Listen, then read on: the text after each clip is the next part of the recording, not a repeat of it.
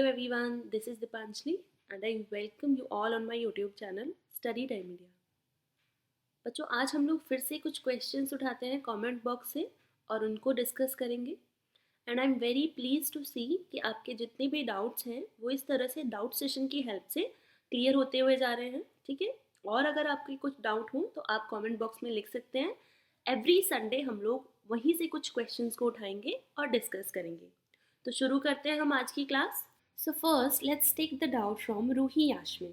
रूही ने हमसे पहले भी क्वेश्चंस पूछे हुए हैं एंड आई होप कि आपको आपका सेटिस्फैक्ट्री आंसर मिल गया होगा जितने भी आपके डाउट्स थे प्रीवियसली। तो आज का आपका क्वेश्चन है, we say that planets perform uniform circular motion but it moves in an elliptical orbit, also its speed is not constant, so how we can say that it is a uniform circular motion. Ruhi का कहना है कि जितने भी planets हैं सन के चारों तरफ मूव कर रहे हैं और ये पाथ एक सर्कुलर नहीं होती जिसमें वो मूव कर रहे हैं, बल्कि एक एलिप्टिकल पाथ में मूव करते हैं, एक ओवल शेप वाली पाथ में मूव करते हैं। भाई आज तो हम लोग सब जानते हैं, ग्रेविटेशन चैप्टर में पढ़कर आए हैं कैपलर के लॉज, जिसमें उन्होंने बताया सारे प्लैनेट्स की मूवमेंट या फिर सैटेलाइट, जो नेचुरल सैटेलाइट है अगर हम अपने मून की बात करें तो वो भी एक एलिप्टिकल पाथ में ही मूव करता है। सन के चारों तरफ तो प्लैनेट और मून करता है हमारी अर्थ के चारों तरफ। पाथ वही होती है एलिप्टिकल, सर्कल नहीं होती, ठीक है। अगर हम दूर के प्लैनेट्स की बात करें जैसे नेपच्यून है, यूरेनस है, इनकी पाथ को अगर देखोगे तो बहुत ज़्यादा एलिप्टिकल पाथ होती है, बिल्कुल ओवल शेप में नज़र आएगी आपको। और अगर पास वालों की बात करोगे जैसे कि मर्क्यूरी है, वीनस है, तो इनकी थोड़ी सी कम एलिप्टिकल होती है, सर्कुलर ज़्यादा नज़र आती है, ठीक है। लेकिन परफेक्ट सर्कल तो हम नहीं कह सकते। मरकरी को ही अगर हम देखें तो 30% एलिप्टिकल पाथ है, बाकी 70% उसकी सर्कुलर पाथ है, लेकिन परफेक्ट सर्कल नहीं है, थोड़ा सा झुकी हुई है, ठीक है। इसका मतलब थोड़ा सा एलिप्स बना रही है। तो ये तो कहना बिल्कुल गलत रहेगा कि वो सर्कुलर पाथ में मूव करते हैं, बल्कि वो किस में करते हैं, एलिप्टिकल पाथ में। अब रही बात स्पीड की, जो प्लैनेट की स्पीड होती है, भाई सेकेंड लॉ में, कैपलर के सेकेंड लॉ में हम लोगों ने पढ़ा है कि जो स्पीड है प्लैनेट की, जब वो सन के पास से गुजरते हैं तब फास्ट होती है और सन से दूर जाते वक्त में वो स्लोली मूव करते हुए जाते हैं, ठीक है। तो स्पीड भी कांस्टेंट नहीं है, तो यूनिफॉर्म वर्ड तो आएगा ही नहीं यहाँ पर, यूनिफॉर्म सर्कुलर मोशन बिल्कुल नहीं आएगा, ठीक है, प्लैनेट्स के लिए। तो अगर हम सैटेलाइट की बात करें, आर्टिफिशियल सैटेलाइट जो कि हम यहाँ से बाहर अपना जो अर्थ के अराउंड लगाने के लिए या फिर बाकी जो प्लैनेट हैं वहाँ के लिए भेजते हैं, उसकी हम लोग एक बार को बोल सकते हैं कि वो यूनिफॉर्म सर्कुलर मोशन शो करता है। तो सैटेलाइट का जो पाथ है वो एक सर्कुलर हो सकता है और उसकी जो स्पीड है वो भी कांस्टेंट हो सकती है, ठीक है, क्योंकि हम उसको इस तरह से इंस्ट्रक्शंस दे रहे हैं। लेकिन बहुत सारी बुक्स में हम लोग देखते हैं कि यूनिफॉर्म सर्कुलर मोशन में एग्जाम्पल हम लोग प्लैनेट्स का ले लेते हैं, सैटेलाइट्स का ले लेते हैं। चलो आर्टिफिशियल सैटेलाइट्स का तो कोई प्रॉब्लम नहीं है क्योंकि वो शो करती हैं यूनिफॉर्म सर्कुलर मोशन, ठीक है। और वो हम पर डिपेंड कर रहा है कि हम उसको एलिप्टिकल ऑर्बिट में मूव कराएं या फिर वो सर्कुलर मोशन में मूव करें, ठीक है। लेकिन फिर ये बुक्स में इस तरह से क्यों मेंशन होता है, क्यों हम लोग ये यूनिफॉर्म सर्कुलर कहते हैं इस मोशन को जो प्लैनेट्स परफॉर्म करते हैं, जबकि हमें पता है कि वो एलिप्टिकल ऑर्बिट होता है, ठीक है। तो वो है कैलकुलेशंस को ईजी करने के लिए। जितने भी एस्ट्रोफिजिसिस्ट होते हैं या फिर अदर जो फिजिसिस्ट होते हैं, उन्हें इस तरह की कैलकुलेशंस करनी होती है जो बिल्कुल इमेजिनरी है, बिल्कुल टोटली एक तरह से सिर्फ इमेजिन ही कर रहे हैं वो। और उस केस में अगर वो एलिप्टिकल पाथ लेकर चलते हैं, क्योंकि बहुत सारे रेडियस की कैलकुलेशंस करनी होती है, डिस्टेंस को मेज़र करना होता है अदर गैलेक्सीज़ की, ठीक है, जो हमारे पूरे यूनिवर्स में है, तो वो सारी अगर एक सर्कल समझकर करते हैं तो कैलकुलेशंस इजी हो जाती हैं as compare to an elliptical orbit. तो कैलकुलेशंस को इजी करने के लिए वो इस तरह से एक सर्कल समझकर और प्लैनेट की जो मूवमेंट है उसको यूनिफॉर्म समझकर, यूनिफॉर्म मोशन में समझकर उसकी कैलकुलेशन करते हैं, ठीक है। आई होप बिल्कुल क्लियर हो गया होगा। तो कोई इस तरह का बड़ा फंडा नहीं है इसमें, बस सिंपल सी बात है जो हम समझते हैं जैसे स्पीड के बारे में और एलिप्टिकल ऑर्बिट के बारे में, वो बिल्कुल सही है, केपलर ने बिल्कुल सही बताया है। लेकिन किसी भी बड़ी कैलकुलेशंस को करने के लिए हमें कैसा करना पड़ता है, थोड़ा सा बेसिक से स्टार्ट करना पड़ता है। तो जो पहले मानते थे ना लोग कि सर्कल में मूव करते हैं कांस्टेंट स्पीड के साथ, तो उसी को रख कर, उसी को सामने रख कर वो कैलकुलेशंस को करते हैं और बाद में फिर अपनी में फेर बदल करके एलिप्टिकल ऑर्बिट के अकॉर्डिंग कर लेते हैं।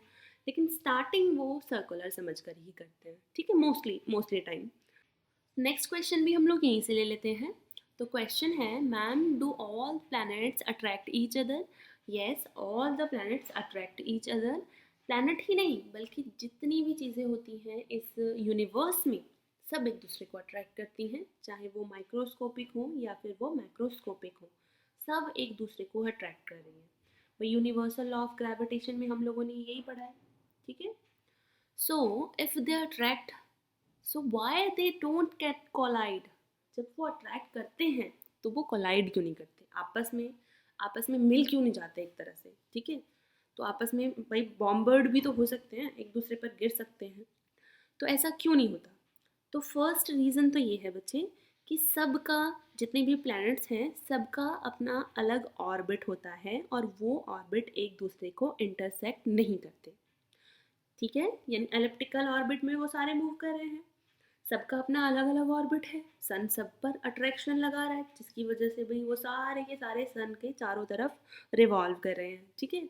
और ऑर्बिट तो इंटरसेक्ट कर ही नहीं रहे हैं, सबके अलग अलग ऑर्बिट हैं, तो सब अपने घर में अलग अलग मूव कर रहे हैं। अगर पाथ एक होती तो चांसेस होते भी टकराने के, ठीक है, लेकिन क्योंकि अट्रैक्शन सब पर अलग अलग है जिसकी वजह से ऑर्बिटल अलग अलग है, ठीक है। दूसरा रीज़न ये है डिस्टेंस का। जो प्लैनेट्स हैं वो काफ़ी दूर हैं, मतलब बहुत ही ज़्यादा दूर हैं एक दूसरे से, ठीक है। तो इस वजह से वो अपने ऑर्बिट से निकल कर इतना अट्रैक्शन शो नहीं कर पाते कि वो आपस में कोलाइड हो जाए। आप ही देखो, ये टेबल है, इसमें मर्क्यूरी कितना कितना डिस्टेंस है सन से, 52.2 मिलियन किलोमीटर, ठीक है। वीनस का कितना है, 108.1 मिलियन किलोमीटर, ठीक है। तो आप जितने भी प्लैनेट्स हैं देखो, नेपच्यून का कितना है, 4529 मिलियन किलोमीटर, और देखो यूरेनस 2752 मिलियन किलोमीटर। तो देखो आपस में भी देखो कितनी ज़्यादा, मतलब काफ़ी मिलियन किलोमीटर का डिफरेंस है सबके बीच में, ठीक है। सन से तो दूरी है ही, बल्कि आपस में भी बहुत ज़्यादा डिस्टेंस पर है। अब आप ही देखो, अगर मैग्नेट को आप एक रूम में रखो, दूसरी मैग्नेट को दूसरे रूम में रखो, तो क्या अट्रैक्शन होगा? नहीं ना।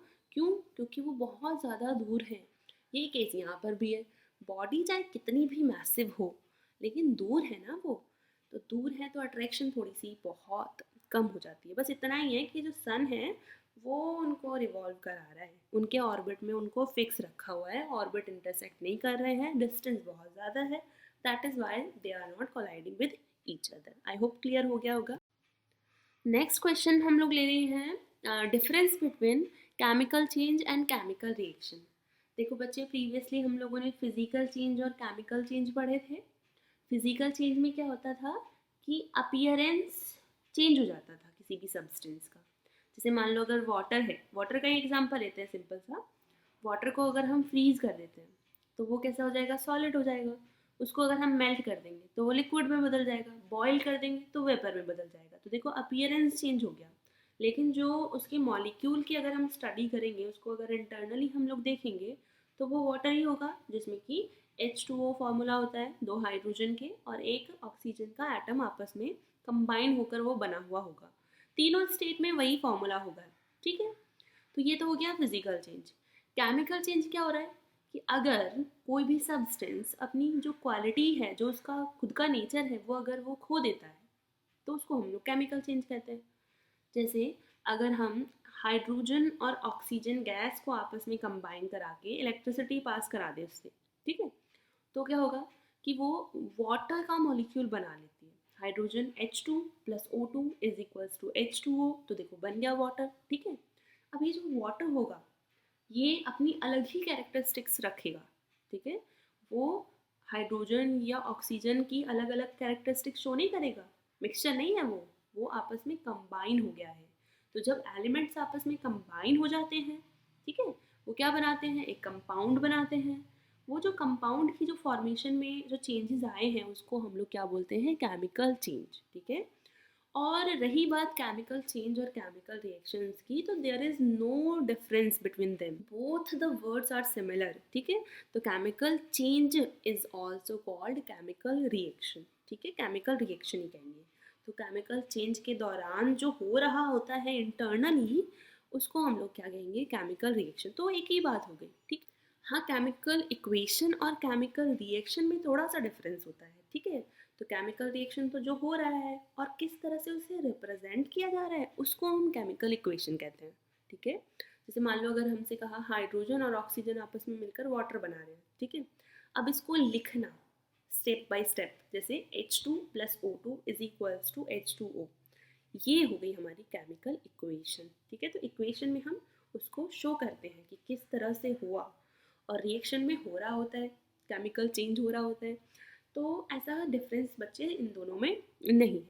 जैसे फिजिकल चेंज में तो बिल्कुल वैसे ही रहेगा, सिर्फ अपीयरेंस चेंज होगी, लेकिन केमिकल चेंज में बहुत सारे चेंजेस आ जाते हैं, ठीक है। 10th में हम लोग पढ़ेंगे अभी। अब नेक्स्ट हम लोग बात कर लेते हैं केमिकल कॉम्बिनेशन की। तो देखो, एलिमेंट आपस में कंबाइन होकर क्या बना रहे हैं, कंपाउंड बनाते हैं। इसी को ही हम क्या कहते हैं, केमिकल कॉम्बिनेशन, ठीक है। एलिमेंट्स का आपस में कंबाइन होकर और कंपाउंड बनाना, ठीक है।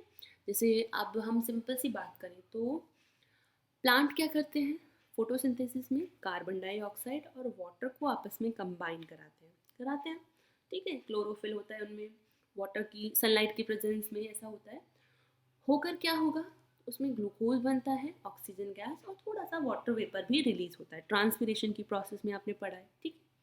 तो ये जो रिएक्शन है ये क्या है, ये एक तरह का केमिकल का कंबाइन होना है, केमिकल कॉम्बिनेशन कहते हैं इसको, ठीक है। जिसमें कार्बन डाइऑक्साइड वाटर कंबाइन हुए, ग्लूकोज ऑक्सीजन और वाटर उसमें फॉर्म हुआ बाद में। जितने केमिकल इस तरफ होते हैं रिएक्टेंट की साइड, उतने ही प्रोडक्ट की साइड होते हैं, ठीक है। तो हम लोग पढ़ेंगे 3rd चैप्टर में एटम और मॉलिक्यूल में कि matter can neither be created nor destroyed, ना तो मैटर क्रिएट होता है ना ही डिस्ट्रॉय होता है, ठीक है। लॉज भी हैं, 3 लॉ हैं बेसिकली जो आपको पढ़ने हैं केमिकल कॉम्बिनेशन में, जिसमें कि law of conservation of mass है, दूसरा है law of constant proportion, multiple proportion, इस तरह के लॉज भी हम लोगों को डिस्कस करने हैं, ठीक है। तो बेसिकली अगर हम बात करें तो केमिकल कॉम्बिनेशन में सिर्फ केमिकल का कंबाइन होना है अलग अलग प्रोपोर्शन में, और कंबाइन होने के बाद वो कैसे कैसे कैरेक्टरिस्टिक्स शो करते हैं वो हम लोग देखते हैं। तो बहुत डिटेल में पढ़ने वाले हैं चैप्टर में हम लोग इनको, जल्दी ही हम शुरू करेंगे केमिस्ट्री का 3rd chapter atom and molecule, ठीक है।